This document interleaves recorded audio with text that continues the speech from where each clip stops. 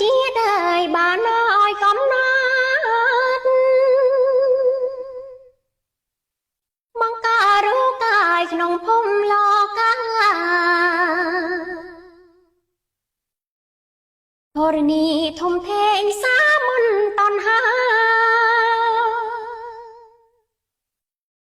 យល់តែទុក្ខាកម្មតាមប្រឡ័យស្រីលាំងកំព្រាគ្រួសារបាំងបាយរំពឹងថ្ងៃសាយស្អែកគ្មានប្រណីឪពុកស្លាប់ចោលនៅម្ដាយថែស្រីតែកំចង្រៃម្ដាយស្លាប់ចោលទៀតស្រណ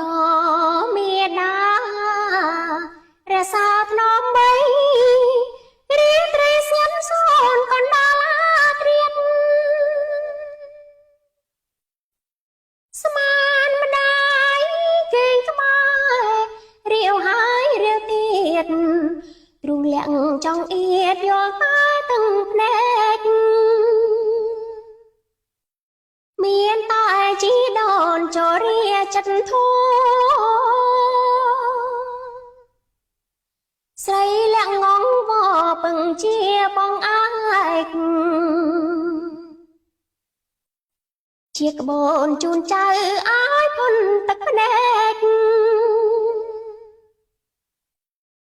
ទ្រាំចាំថ្ងៃស្អែកក្រែងផុតកម្មអើយ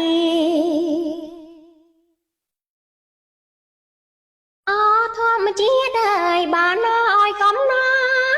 ត់បង្ការរូបកាយក្នុងភូមិលោកកាធរណីធំធេងសាមន្តតណ្ហាយល់តែទុក្ខាកម្មតាមប្រឡ័យស្រីលាំងកំព្រាគ្រួសារបាំងបាយរំពឹងថ្ងៃសាយស្អែកគ្មានប្រណី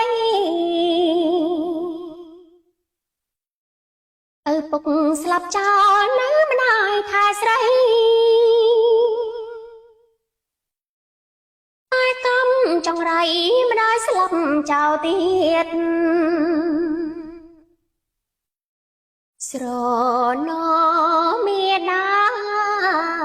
រសាថ្នមបីរៀបត្រីស្ញំសូនកណ្ដាលត្រៀតស្មានម្ដាយ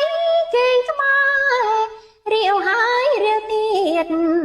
ទ្រូងលាក់ចង់អៀតយល់តែទាំងភ្នែកមានតែជីដូនចូលរាចិត្តធូស្រីលាក់ងងវពឹងជាបងឯកជាក្បូនជូនចៅឲ្យផុនទឹកភ្នែកទ្រាំចាំថ្ងៃស្អែកក្រែងផុតកម្មអើយ